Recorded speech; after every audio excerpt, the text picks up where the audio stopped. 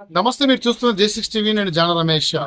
Municipals poles కాకుండా పోరుగా మారిపోయిన పరిస్థితి నిజామాబాద్ జిల్లాలో. ఇటు నిజామాబాద్ నగర కార్పొరేషన్ తో పాటు బోధన్, ఆర్మూర్, భీమ్గల్ మున్సిపల్స్ అన్నిట్లో కూడా అధికార కాంగ్రెస్ పార్టీ టికెట్ రాని ఆశావాహులందరూ తమ నిరసన గలాన్ని తెలియజేస్తున్నారు. ప్రస్తుతం ఆర్మూర్ లో కూడా ఇదే పరిస్థితి నెలకొంది.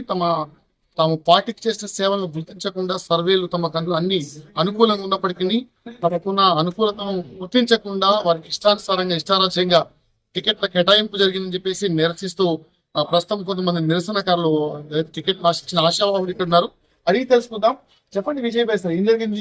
చాలా కాలంగా మీరు కాంగ్రెస్ పార్టీ ఉన్నారు, ఒకసారి బయటకు వచ్చి ఇంకెందుకు చెప్తున్నారు?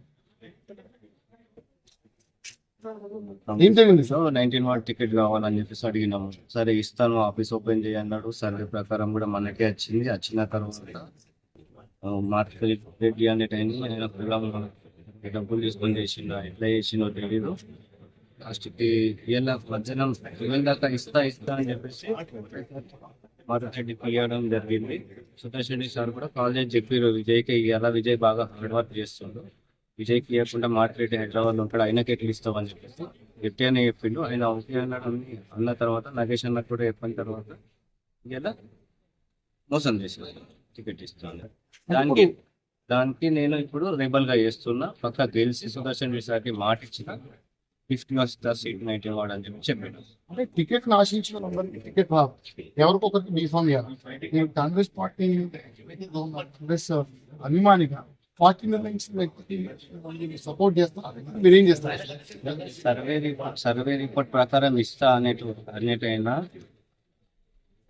సర్వే నాకు వచ్చినా కానీ ఢిల్లీలో ఎవరికి అడిగినా కానీ నా పేరు చెప్పినా కానీ కావాలని అప్రూవ్గా ఇచ్చిన తర్వాత ఎందుకు చేస్తాం సార్ సపోర్ట్? చెప్పండి. ఏం చేయబోతున్నారు? రిబల్ గా చేస్తా అని చెప్పేసి బ్యాక్ కొడుతూ వచ్చింది నాకు. ఇండిపెండెంట్ గా చేసి చూపిస్తా, గెలిచి చూపిస్తాను. రాబోయే మీ గెలుపు ఎట్లాంటి ధీమా ఉంది? ప్రజలు మీకు ఎట్లాంటి ఆదరణ ఉంది? మళ్ళీ మీరు కాంగ్రెస్ పార్టీలో కాంగ్రెస్ వ్యతిరేకంగా మీరు మద్దతు ఇస్తారు, ఇంకా సార్ మీ ఆలోచన? తర్వాత కాంగ్రెస్ లోకి వెళ్తా. సుదర్శన్ రెడ్డి సార్కి, నగేష్ అన్న గారికి, బీసీసీ ప్రెసిడెంట్ గారికి చెప్పిన మాట ఇచ్చిన ఖచ్చితంగా మీరు స్వతంత్ర అభ్యర్థిగా ఉంటారు. ప్రజలు ఓటర్లు మిమ్మల్ని ఆదరిస్తారు, మీ వాట్సాప్ నడుపుతారా? మీరు చెప్పండి అసలు మీ వచ్చేది.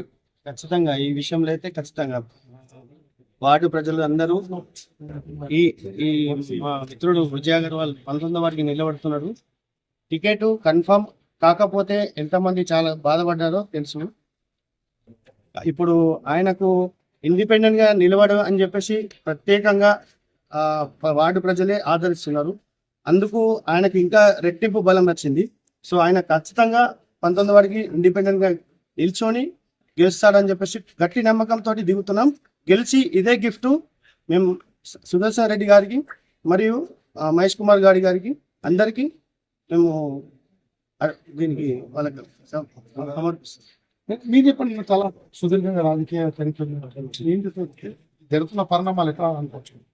కాంగ్రెస్ పార్టీలో 89 నుంచి రాజకీయం, 89 నుంచి రాజకీయంలో ఉన్నా. మహేష్ అన్న పోయి గెలిచిన, నేను నగేష్ అన్న గెలిచిన, మానల మోరెడ్డి గెలిచిన, వినయ్ అన్న గెలిచిన. ఏమంటే సర్వేలో సర్వే కలిసింది. నేను ఎంతో కష్టపడ్డాను. ఎస్టీ రిజర్వేషన్ ఎక్కడ వస్తే అక్కడ పోటీ చేస్తా అని చెప్పిన. చేసిన తర్వాత నేను నేను కాంగ్రెస్ పార్టీలో ఉంటేనా గెలిచి చేస్తానా ప్రజలు ఏమనుకుంటున్నారు? ఈ వైఫల్యం అంతా ఎందుకు జరిగింది అనుకుంటున్నారు? డబ్బులో ఉన్న వాళ్ళకే టికెట్ ఇస్తారు. మొన్న పేరు వచ్చింది పైసా వసూలు రెడ్డి అని, అది నిజమే కదా. ఇప్పుడు ఇది అర్థమవుతుంది కదా ప్రజలందరికీ. పైసా వసూలు రెడ్డి అని చెప్పేసి మొన్న ఎవరు దివన్ అన్న చెప్పింది. ఇప్పుడు మిమ్మల్ని మరి ఇంతకాలం ఆయనతో పాటున్నారు కదా, ఎప్పుడన్నా పైసలు డిమాండ్ చేసి అంటే దీని గురించి అని కాకుండా వేరే ఇష్యూస్ ఉంటే దాని గురించి చేసిండు, ఇవ్వడం కూడా జరిగింది. ఎంత ఇచ్చారు? ఆఫ్ ద రికార్డ్ మొత్తానికి అయితే పైసలు వసూలు చేస్తున్నారని మీరు ఆలోచిస్తున్నారు. చెప్పండి, మీరేమంటారు? వేరే వాళ్ళు డబ్బులు ఇస్తున్నారు కాబట్టి మనకి టికెట్ ఇచ్చారు, అంతే అన్న. ఇంకో విషయం ఏంటంటే వినయ్ రెడ్డి గారు వారు మున్ముందు పార్టీలో పేరు సంపాదించుకోవాలనుకుంటే వాళ్ళ ఒక టీం ఉంటుంది. ఆ పేర్లు చెప్పద్దు. ఆ టీం మాత్రము ఖచ్చితంగా వదిలేసుకుంటే మాత్రమే తన ముందుకు ఎదగగలుగుతాడు. లేదంటావా ఆ టీము ఉంటే ఇక పార్టీ కాదు కదా, ఆయన కూడా వందల పడ్డట్లే. అంటే ఇంతకు డబ్బులు వాళ్ళు టీంకి ఇచ్చారా వేరేకి ఇచ్చారా మీరు? ఇక ఆయన చెప్తేనే టీం తీసుకునేది. ఆ టీం ఉండడం వల్లనే కదా వీళ్ళు వినయరెడ్డి చూసుకొని ఎగురుతున్నారు. అంటే ఇప్పుడు మీకు టికెట్ ఇవ్వకపోవడం బట్టి మీరు డబ్బులు ఇచ్చామని ఒక తప్పుడు ఆరోపణ చేస్తున్నట్టు మాకు అనిపిస్తుంది. నిజమా? లేదు, ఇదైతే గ్రూప్స్ ఉన్నాయి. కావాలంటే మేము చూపిస్తాం. గెలిచిన తర్వాత మేము అన్ని బయట పెట్టి ఏది బయట పెట్టాలో అది బయట పెట్టి చూపిస్తాం. ఇప్పుడు పెట్టచ్చు కదా మరి బయట మీడియా ముందు. లేదండి, గెలిచిన తర్వాత 100% పెడతాం. ఇప్పుడు ఏదో మేము కావాలని చెప్పేసి మాకు టికెట్ ఇవ్వలేదని చెప్పేసి చూపిస్తున్నామని చెప్పేసి మేము అంత లో క్యారెక్టర్స్ వాళ్ళం కాదు. టైం వచ్చినప్పుడు అన్ని బయట పెడతాము. మేము గెలిచి మేము ముందుకు వస్తాం. అప్పుడు మేము మాట్లాడతాం. మొత్తం మీకు టికెట్ ఆశ ఇచ్చి భంగపడుతున్నారు కదా, ఏమైంది సార్? 13వ వార్డు అండి. 13వ వార్డులో నేను గత 3 ఏళ్ల నుంచి మన ప్రజల్లో ఉంటూ ప్రజలతో తిరుగుతూ వాళ్ళ సేవలు కానీ, ఏదైనా డ్రైనేజ్ వర్క్ కానీ, ఏదైనా ఆధార్ కార్డులు కానీ, ఏదైనా రేషన్ కార్డులు కానీ చాలా చేయించడం జరిగింది. ఈరోజు బాధాకర విషయం ఏంటంటే 13వ వార్డులో నాకు గత 3 రోజుల కింద టికెట్ కన్ఫర్మ్ అయినా కూడా ఈరోజు ఒక వ్యక్తికి వెళ్ళిందంటే అది కారణం ఒక వ్యక్తి ఉన్నాడండి. ఇది బాధాకర విషయం అనుకుంటున్నా. ఈరోజు ఏం చేయబోతున్నాను బాబు? నేను ఇండిపెండెంట్ గా రిబల్ నిలబడుతున్నానండి. ఆల్రెడీ నాకు కత్తెర గుర్తు కూడా కన్ఫర్మ్ అయింది. నాకు చాలా ఫోన్లు కూడా వచ్చినాయండి. నేను ఎక్కువ ఫోన్ రెస్పాన్స్ కూడా ఇచ్చిన, వాళ్ళకు కూడా చెప్పడం జరిగింది. నాకు అన్యాయం జరిగింది. ఈ అన్యాయానికి నేను ఆల్రెడీ ఇండిపెండెంట్ చేస్తాను కూడా చెప్పడం జరిగింది. వాళ్ళతో కూడా చెప్పడం జరిగింది. నాకు ఎటువంటి ఇబ్బంది లేదు. ప్రజలు నాతో పాటు ఉన్నారు. 100% కత్తెర గుర్తుకు నేను గెలుస్తున్నా. 100% విజయం సాధిస్తున్నాను.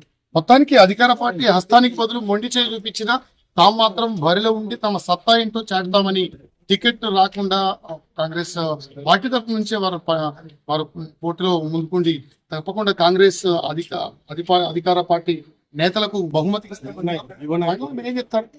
నేను గత 3 ఏళ్ల నుంచి కాంగ్రెస్ పార్టీ, మొట్టమొదటిసారి కాంగ్రెస్ పార్టీ అండి. నేను 3 ఏళ్ల నుంచి నాకు ఇన్ఛార్జ్ కూడా నియమించడం జరిగింది. నియమించిన కూడా ఒక ఇన్ఛార్జి కాకుండా టీఆర్ఎస్ నుంచి వచ్చిన క్యాండిడేట్ కు ఈ రోజు మొగ్గు చూపెట్టారు. అది డబ్బు పరంగా జరిగిందని నీ సందర్భంగా తెలియజేస్తుంది. రైట్, మొత్తానికి జిల్లాకు సంబంధించిన మున్సిపల్ సంబంధించిన తాజా సమాచారాన్ని ఎప్పటికప్పుడు మీకు అందిస్తుంది. చూస్తుండండి జేసీటీవీ వార్తాగా.